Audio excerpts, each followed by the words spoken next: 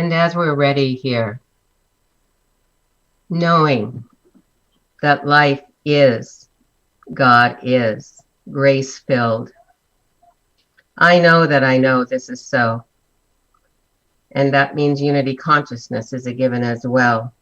And each one of us, wherever we go, whatever we're going to be receiving here in this beautiful session that we have come to by, as we say, divine appointment, I know that is grace-filled as well. Grace-filled means God-filled in, through, and as each one of us. How grand that is.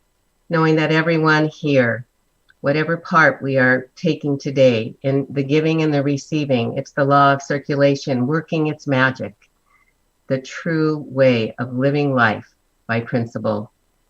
I know that Neil is here, definitely by divine appointment, and he is receiving all that he needs to be the conduit that he is, that beautiful, successful conduit, receiving all of God's words that he will be giving to us. And each one of us is receiving the words just as we need to be receiving them. So it's for our greater good and the world's greater good. I am so thankful. So I know that everyone present, Adrienne, who does so much, we are all grateful. Grace-filled, knowing this is already so in the mind and the heart of God, and we can affirm and aver by saying, and so it is.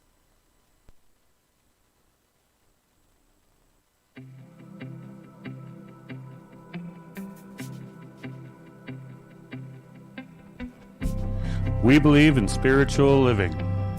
It is a philosophy that urges us to focus on how to think and not what to think.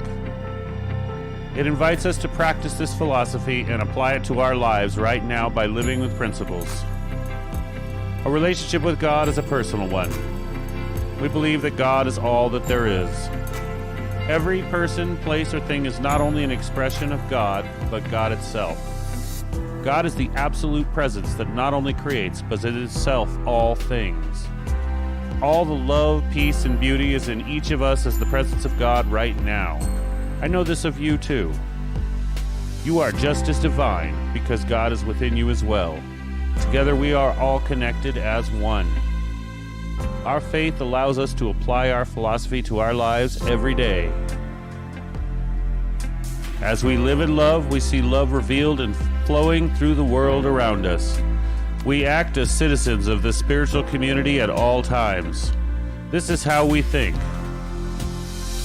We believe in God, we believe in ourselves, and we believe in you, because we believe in spiritual living.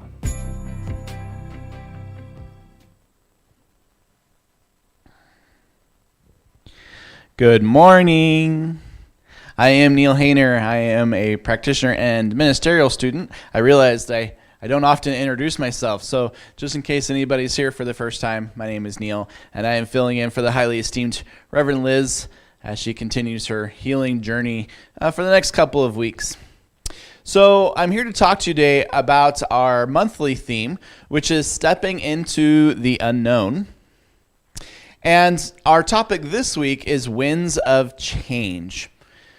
So last month we talked about this idea that there is this divine pattern, this vision for our lives as Spirit's idea of our life, and how we can step into and vision for our lives and step into that vision. And last week we talked about this idea of the fact that we're like the caterpillar. We have everything that we need within us in order to transform our lives. So today I'm going to talk to you about this idea of the winds of change. You know,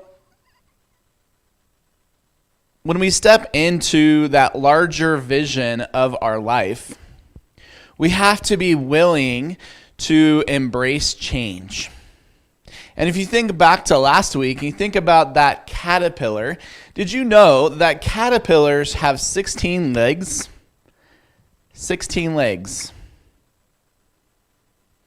What would happen if that caterpillar, on its journey to stepping into its divine pattern of butterfly, planted all of those 16 feet and said, I'm too old for this. I'm too old to become a butterfly. I don't have the education. I don't have the money. I don't have the family support. I don't have the good looks to become a butterfly. To a certain degree, that caterpillar has to be open to the idea of transformation, open to the idea of change. And when we commit to doing that visioning for our life, when we commit to stepping into this divine pattern for our life, which is all good, which is all expansive, which is the highest and best and most loving idea of our life, we have to be willing to embrace change, to embrace newness. We have to boldly step into the unknown. As we're navigating all of these winds of change in our world and in ourselves, we welcome some and we resist others. But we always have the opportunity to choose how we're going to live going forward, how we're going to respond to the changes in our life. Because the truth is that change is that great constant in the universe. I read a book one time. It was called The Know-It-All. And the subtitle was One Man's Quest to be the Smartest Person in the World. And this author had decided that he was going to read the entire Encyclopedia Britannica all the way from A to Z. And of course, this was during the time when you could actually find a hard copy encyclopedia. Remember writing your reports from those things? I'm sure they're all online now. But he decided that he was going to read the entire Encyclopedia Britannica from A to Z. And so he wrote this book as he was reading it, and he would comment on the different sections that he was reading and learning and making witty insights about all the knowledge that he gained. So you can imagine that this book appealed to the nerd in me. But I really liked the book. It was a good book. But I'll tell you, the one thing that stayed with me was the idea that he arrived to at the end of this journey, the end of reading the Encyclopedia Britannica. He said, after reading all 32 volumes of this edition, I can come to one conclusion, one takeaway lesson from all of human knowledge and human history. And he said that one idea is this: this too shall pass.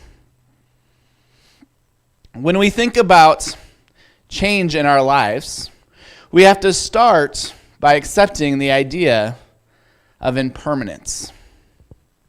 I think to a certain degree, we all like to hold on to this idea that life, our bodies, our relationships are all stable and strong, and they're never going to change, because that gives us that feeling of security and safety. But the truth is that everything changes. As the saying goes, the good news is everything changes. The bad news is everything changes. But change is not inherently good or bad. The only thing that it is inevitable. And here's the first key to managing these winds of change. We choose what it means. We have the freedom at any moment to give all of the chaos, change, and confusion around us meaning. How do we do that? We're the ones that are bringing the meaning. We choose to know and declare the truth that if God is all there is, and good is all there is, then all the change that is going on around us, within our bodies, within our relationships, within our job, it's all good. It's all for our growth. It's all for our expansion. Ernest Holmes wrote in this Living the Science of Mind, page 202, he said, instead of being confused by the situations around us, We should be calm, tranquil, and confident that through reforming our word, we can easily change the existing conditions as perpetuate them.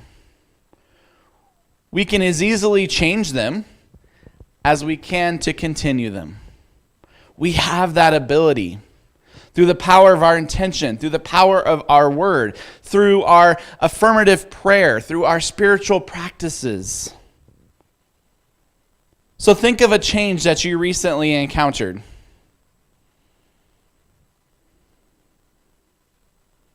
Now ask yourself, what is the highest, most loving possible idea about that change? What if that change is the key to your transformation? You may not see that right now, but can you believe it? Through our spiritual practice of affirmative prayer, what we call spiritual mind treatment, Ernest Holmes says that treatment does not change the universe. It's not going to keep things the same. It's not going to prevent the changes of our life. What prayer does is it changes the person praying.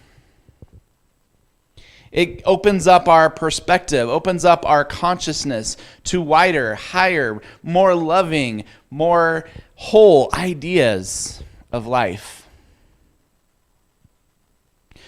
So the first key to mastering the winds of change is to know that we bring our spiritual consciousness to the change. We decide whether it's good or it's bad. What if we could look at all the change in our life and know and declare and claim it to be good? We can recognize our own power. We have the freedom to call any change good. That power is in your word, it's in your prayer, it's in your intention. I'm pretty sure that while that caterpillar was undergoing its metamorphosis, that it pretty much felt like the world was ending. But we know the truth. We know that there is this divine idea, this divine pattern for our lives.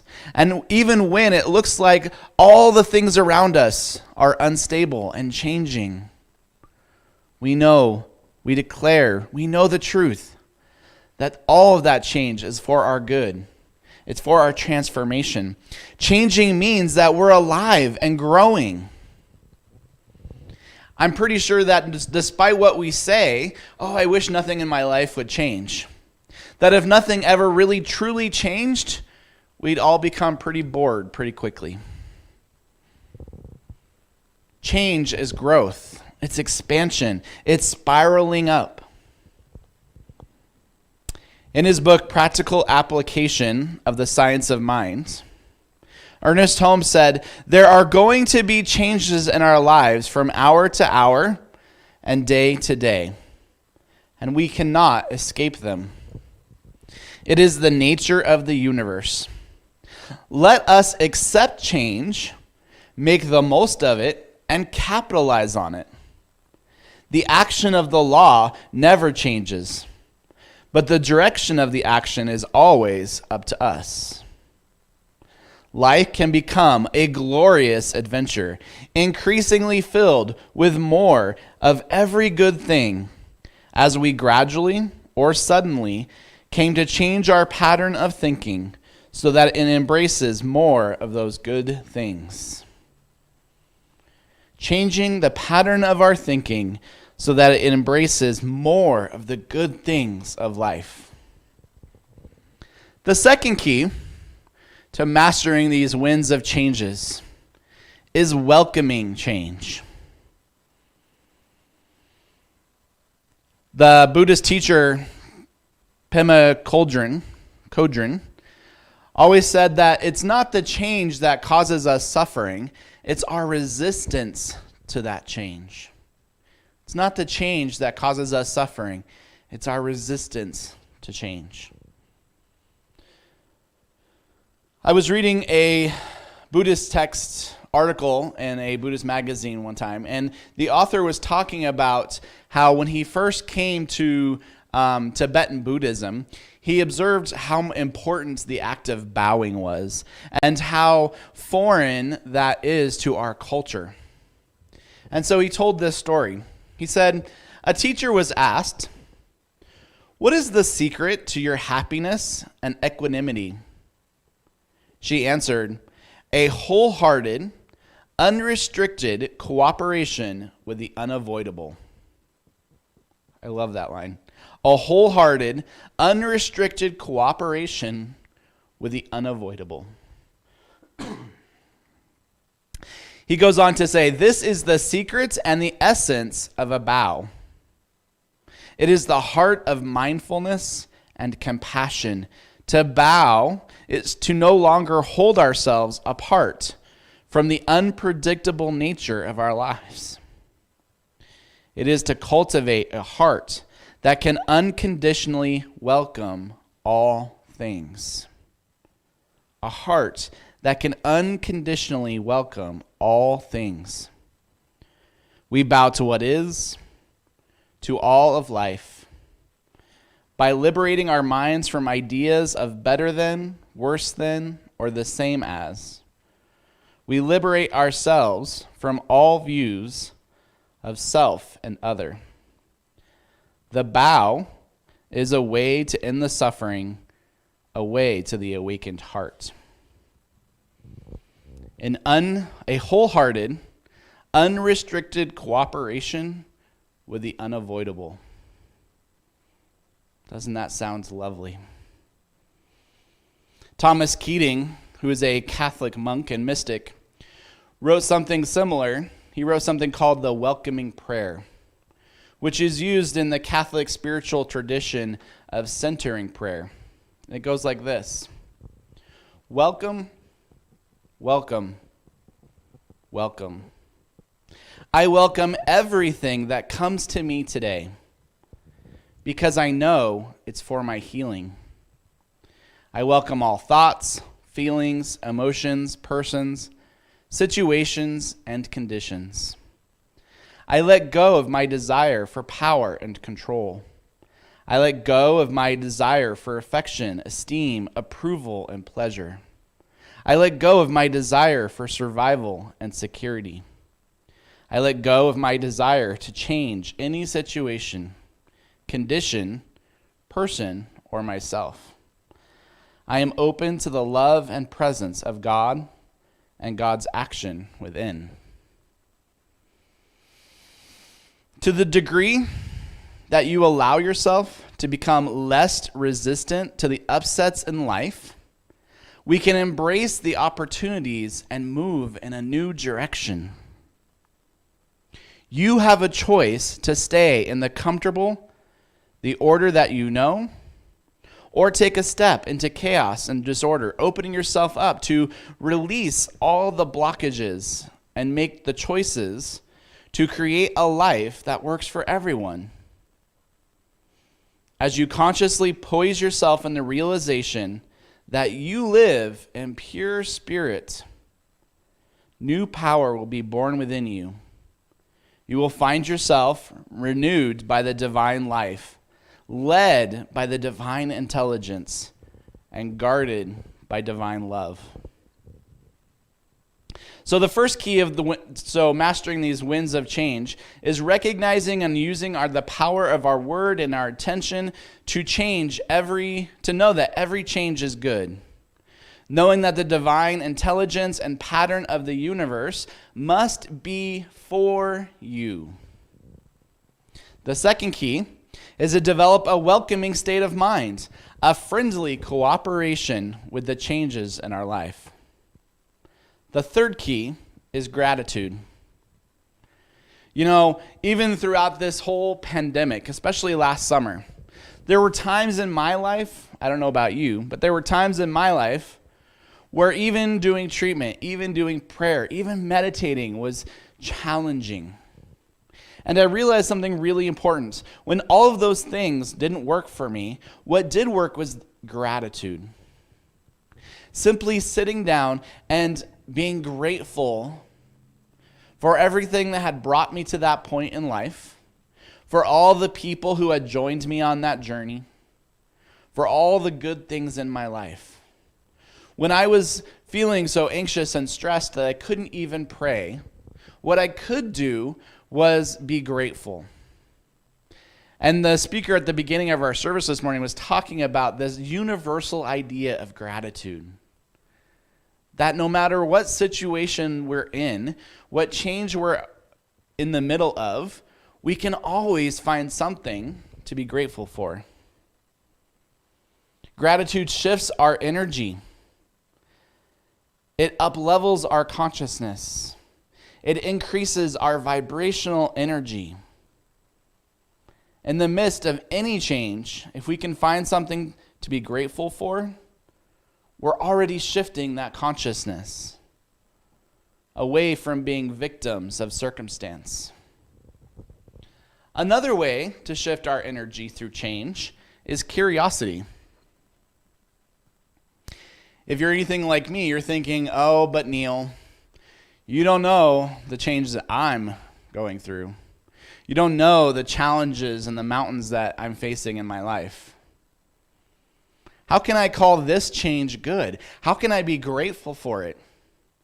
If you can't even find something to be grateful for it, try curiosity. Just simply be curious. Even the energy of being curious opens you up to new possibilities. It keeps you open. It keeps you from locking down into your defensive walls and your reenactments of old patterns that no longer serve. Simply be curious.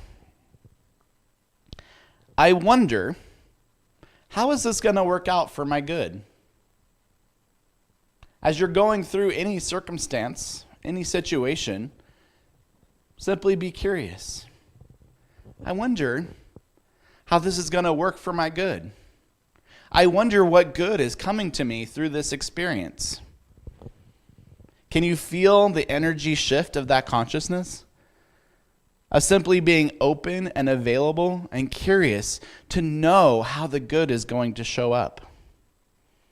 What if we just had this spiritual curiosity about all the change and challenges in our life?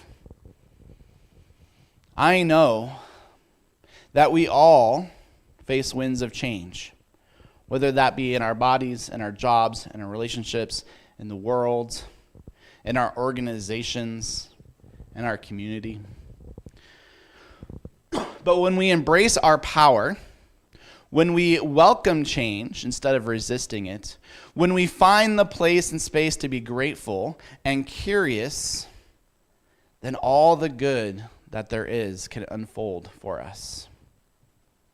And so it is. And I invite you to join me in prayer this morning. I know, I declare, I claim that there is only one power. At the beginning of all time, all space, all of creation, there was only this one power. And this one power created from itself all that is, all that could ever be. And so I know that everything that it created is good. It is love. It is peace. It is order and balance and wholeness. It is all good things. And it is from that place of awareness I claim and know my oneness. I am one with that power which we call God or intelligence or simply love. It is who and what I am. It fills every nook and crevice and cranny of my life, of my body, of my mind. It is pure love, pure balance, pure peace, harmony, divine right action. And what I know is true about me, I know is true about everyone within the sound of my voice this morning. They are not just the expression of God. They are God. all of the love, all of the balance, all of the peace, all of the divine right action is right where they are. And so I know that whatever's being claimed and spoken in the individualization of our soul this morning, I know that whatever is needed is present because God is present. Wherever there is a need for wholeness, it is there. Wherever there is a need of a balance or abundance or clarity or harmony, it is right where we are. And it is flowing in and through and as every one of us and into our lives and into our circumstances and into our relationships and into our jobs and into all of our work in the world. I simply know and declare its perfection despite its appearance. I know, I claim, I declare that God is. And so I can call it good. And I can be grateful for it. I can be grateful for all the good in my life right now. All of the change, all of the challenges, all of the love, all of the overflowing abundance. I am grateful for it all. And I release this word into the law, knowing that that law of cause and effect reflects back to me all that we have placed into it this morning. We have planted the seeds. We have started a new cause. And so I, with joyful expectation, release this word into the law, knowing that it is perfect and that it is on its way already in my experience. And I simply know this to be true, and so it is.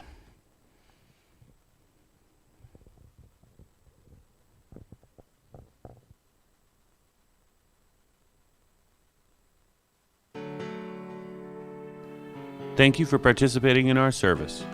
You can do online giving by texting GIVE to 951-420-6909. You can visit our website at cslbeaumont.org and click the donate button at the bottom or the top of the screen. Or you can mail your donation to Center for Spiritual Living, 802 Maple Avenue, Beaumont, California, 92223.